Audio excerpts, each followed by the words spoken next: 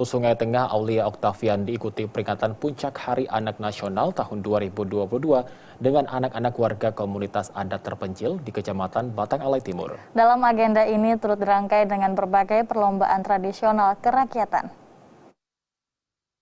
Peringatan Puncak Hari Anak Nasional tahun 2022 di Kabupaten Hulu Sungai Tengah yang digelar di Kecamatan Batang Alai Timur berlangsung meriah. Dalam momen telekonferensi dengan Menteri Sosial Tri Risma hari ini bersama anak-anak warga komunitas adat terpencil belum lama tadi, Bupati Aulia Oktaviandi bersama jajaran pemerintah disambut kesenian tari yang ditampilkan anak-anak Dayak Meratus dari Kecamatan Batang Alai Timur.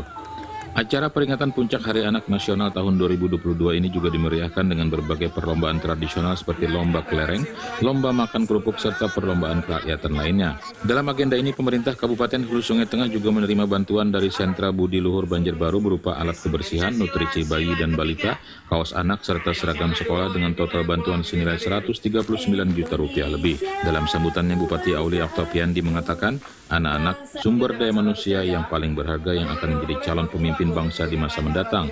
Karena itu, orang tua diharapkan lebih bijak dalam berkata dan bertindak kepada anak-anak.